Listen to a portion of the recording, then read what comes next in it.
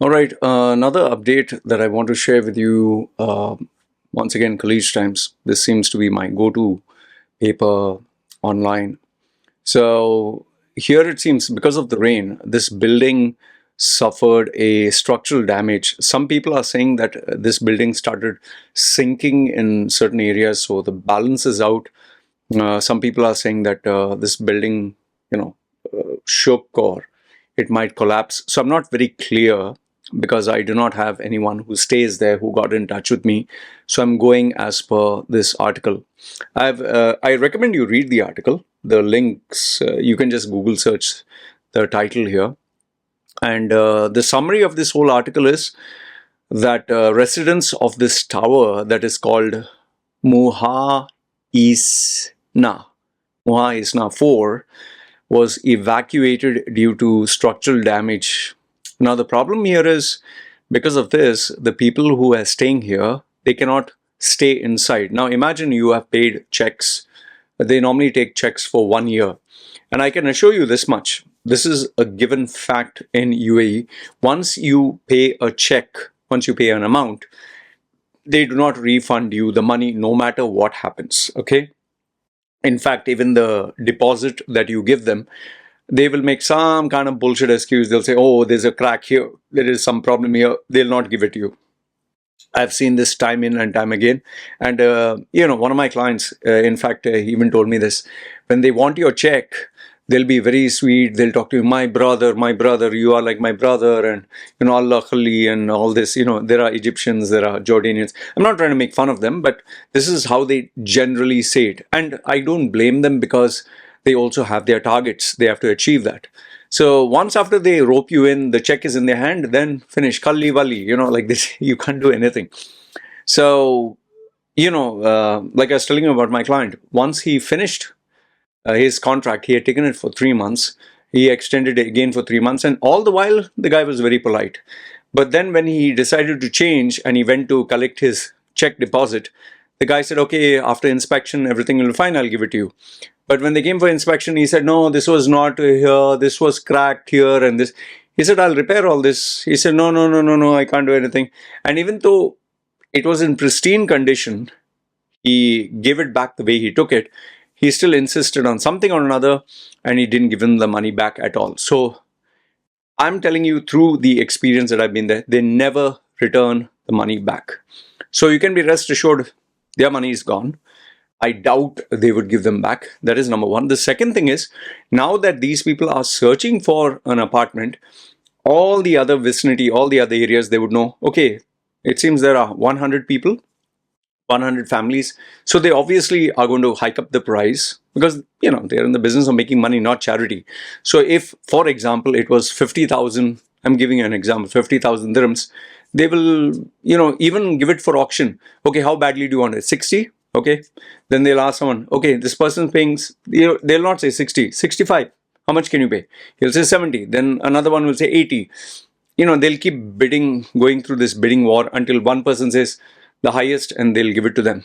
This all happens unofficially. Okay. And obviously there are bribes and all that. That's a part of the equation. Because end of the day, see, make hay when the sun shines, that's what they say. So it seems that the building is sealed off. Investigation is going on. It's very uncertain when they can return. I don't think they can ever return. I don't think this building will be inhabited again, because once a building is sinking or cracks appearing or shaking, no way. And they will not give them their money back. It seems that tenants are finding it very hard to get a new accommodation. Landlords are exploiting the situation. Well, okay. Hotel apartments in the vicinity have raised their prices, obviously, make hay when the sun shines. Real estate agency managing this, I can see it is photographed here. Vaxon Real Estate, okay, has promised to reimburse for the 5 days of stay. So you'll give 5 days stay reimbursement, okay. That's something better than nothing, I guess. Residents, and please don't misunderstand, I'm not laughing at your plight, okay? I'm laughing at, 5 days reimbursement. So 1 year you pay and you get only 5 days reimbursement. What the hell, yeah? It's like I give you 1 million and you give me $100 back. Okay, So residents are uncertain about their future. The challenges is the inability to access, and residents have given a very short period, and they do not know when they can go and pull out their things. Now, I'll tell you where the actual problem is. One is you're not going to get your money back. Second one is um, to get a new accommodation. That's a bigger headache. And even bigger headache is, see, remember, you normally take a location so that you have easy access to your house, your office, your spouse's office, your child's school, and everything is, pre-planned, because, you tend to develop a habit and a routine, so you know what is where.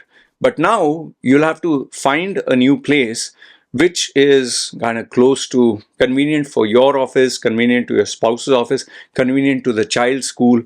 So you'll have to factor in all these aspects, and this is what makes it very, very inconvenient. I mean, it's terrible. I'll tell you this. It's honestly terrible. So I guess, see, these are, it's not me hating on UAE, but these are some of the challenges that you face in UAE. I'm sure these challenges you face in maybe other parts of the world as well. But because we are interested to know about UAE, I would tell you this. So what do you think? Are you going through this kind of trouble, these kind of problems?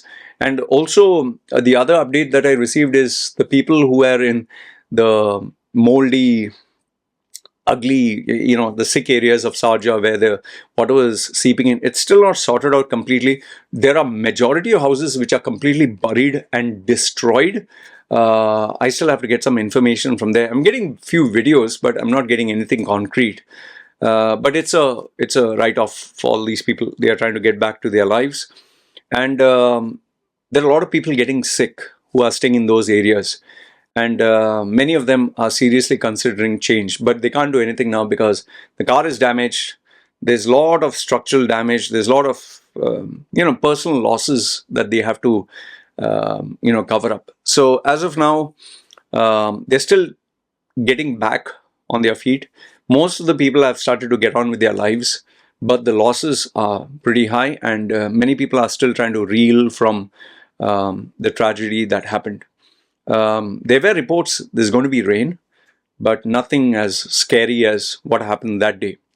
So overall, this is the update that I've received. I'm still getting videos of, some extreme flooding and all that, but I'll just keep collecting them and maybe share in a separate video. So if you have anything that you feel is worthwhile sharing, just let me know. I would love to hear from you. And yeah, if there's any way I can share a message that you feel is worthwhile, beneficial for others, feel free, reach out to me. Your identity will be kept confidential.